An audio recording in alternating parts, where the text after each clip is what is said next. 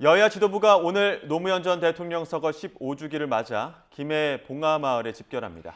21대 국회 막판까지 강대강 대치를 이어가는 중이어서 발언 등을 통한 신경전도 예상됩니다.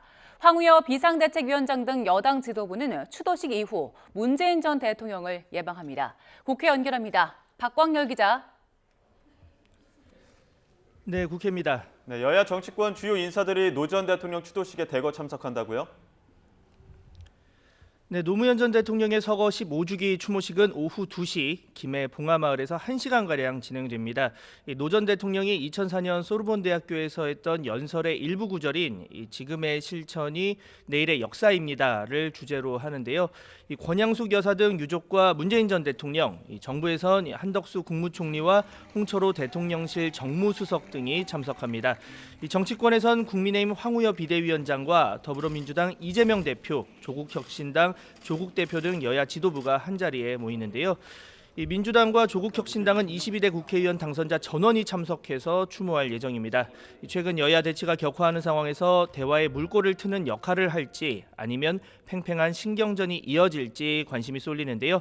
황우여 비대위원장은 오전 지도부 회의에서 노 전 대통령은 당리 당략보다 국민을 우선시하고 타협으로 문제를 푸는 정치문화 형성을 강조했다며 민주당 새 지도부가 노 전 대통령이 꿈꿨던 정치를 함께 실행했으면 좋겠다고 말했습니다. 들어보시죠. 통합과 상생의 정신을 강조하셨고 타협의 정치를 늘 강하게 주장하셨습니다. 모두에게 지금의 정치 이끌어가는 하나의 좋은 지표라고 생각합니다. 네, 민주당 이재명 대표는 노무현 정신을 강조했습니다. 자신의 SNS를 통해 이 어려움 속에서도 정치가 국민 삶을 바꿀 수 있다는 희망을 포기하지 않았던 노 전 대통령의 정신을 잊지 않겠다고 다짐했습니다. 오늘 추도식에는 김경수 전 경남지사 등 민주당 내 친문계 주요 인사도 참석해 이 대표와의 만남 가능성도 주목됩니다. 네, 추도식이 끝난 뒤에는 황우여 비대위원장과 문재인 전 대통령의 만남도 예정돼 있죠. 네, 황 위원장을 비롯한 국민의힘 지도부는 추도식 이후 경남 양산 평산마을로 이동해 문 전 대통령을 예방합니다. 문 전 대통령 퇴임 뒤 여당 대표가 평산마을을 찾는 건 이번이 처음인데요. 당의 외연 확장과 재건, 이와 함께 여야 협치의 중요성을 강조하는 차원이란 해석이 나옵니다. 실제 황 위원장은 최근 전직 대통령 묘소 참배에 이어 이명박 전 대통령과 종교계 인사를 만나는 등 광폭 행보를 이어가고 있습니다. 앞서 오늘 아침 민주당은 1박 2일에 걸친 22대 국회 당선인 워크숍을 마무리했습니다. 특검법 제표 결과 원구성 협상 등 강대강 대치 국면 속에 여당을 압박하며 전국 주도권을 놓지 않겠다는 의지를 재차 강조했는데요. 대통령 거부권 법안을 비롯한 개혁 법안을 속도감 있게 추진하고 해병대원 특검법 관철을 위해 역량을 집중하겠다고 압박의 고삐를 놓지 않았습니다. 들어보시겠습니다. 정부가 손 놓은 민생개혁, 민주당이 책임있게 완수하라.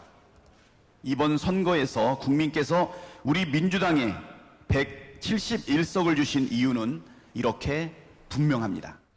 정부의 무능, 무책임, 무도함으로 상처받은 국민의 간절한 목소리에 민주당이 제대로 응답해야 합니다. 네, 민주당은 이와 함께 당원 중심의 민주당을 만드는 길에 더 노력하고 당원 의사가 반영되는 시스템을 확대, 강화하겠다고 결의문을 통해 밝혔습니다. 같은 취지로 이재명 대표는 노 전 대통령 추도식 이후 부산으로 이동해 당원들과 만나 당원권 강화 방안 등을 놓고 의견을 주고받을 예정입니다. 네, 그리고 오는 28일 재표결을 앞둔 최상병 특검법과 관련해서 여야 정치권의 표 단속도 치열한 상황이죠. 네, 부결 당론을 공개적으로 천명한 국민의힘 원내 지도부는 개별 의원들의 전화나 면담을 통해 내부 단속 총력전에 돌입했습니다. 특검법 통과 여부뿐 아니라 이탈표 규모 역시 향후 전국 주도권의 중요 변수인 만큼 한 명의 이탈표라도 더 최소화하겠다는 건데요. 현재까지 안철수, 유이동, 김웅 등 3명의 의원이 공개 찬성 의사를 밝힌 가운데 김웅 의원은 이탈표가 10표 가까이 나올 수 있다고 주장하기도 했습니다. 이와 관련해 원내 핵심 관계자는 항상 최악을 대비한다면서도 10표까지는 되지 않을 것 같다고 내다봤습니다. 나아가 국민의힘 내에선 범야권 이탈표 가능성에도 무게를 두는 기대도 감지됩니다. 공천 과정에서 잡음이 심했던 만큼 범야권 낙선자 가운데서도 불출석 등의 방식으로 사실상 반대 의견이 있을 수 있다고 전망하기도 했습니다. 앞서 여당 의원 전원에 서한을 보내며 특검법 재표결 찬성을 촉구한 민주당은 여론전을 통해 찬성 압박 강도를 높이는 모양새입니다. 여당 내 낙선자 50여 명을 위주로 개별 설득에 나섰는데요. 민주당 한 핵심 관계자는 아직 현 정부 임기가 3년 정도 남은 점을 거론하며 다수의 의원이 갈등 중일 거라는 관측을 내놓기도 했습니다. 앞서 김진표 국회의장은 28일 본회의 재표결을 거론하면서 동시에 양당 원내 지도부를 향해 끝까지 수정 합의안에 노력해달라고 당부했는데요. 현재는 여야 모두 수정안 논의에 대해서는 부정적인 기류가 우세한 상황입니다.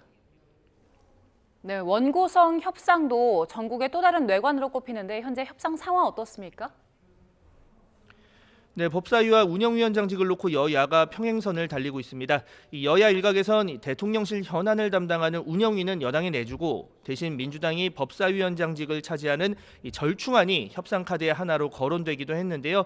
관련해 민주당 윤종군 원내대변인은 22대 국회에서 개혁과 민생과제 돌파를 위해 법사위와 운영이 모두 필요하다며 절충안 가능성을 일단은 일축했습니다. 다만 야권 일각에선 전략을 꺼내놓고 거론할 수는 없지만 가능성을 완전히 닫아선 안 된다는 주장도 제기되는데요. 김영배 의원은 라디오 인터뷰에서 물러서기 쉽지 않은 이슈지만 극적인 타협 가능성이 없는 건 아니라고 언급했습니다. 여당 역시 원구성 협상과 관련해 물러설 수 없다는 입장인데요. 원내 핵심 관계자는 YTN과의 통화에서 운영위를 받고 법사위를 내주는 등의 협상 전략 가능성에 대해서 원내 2당이 법사위원장을 맡았던 관례를 거론하며 절대 불가하다고 못 박았습니다.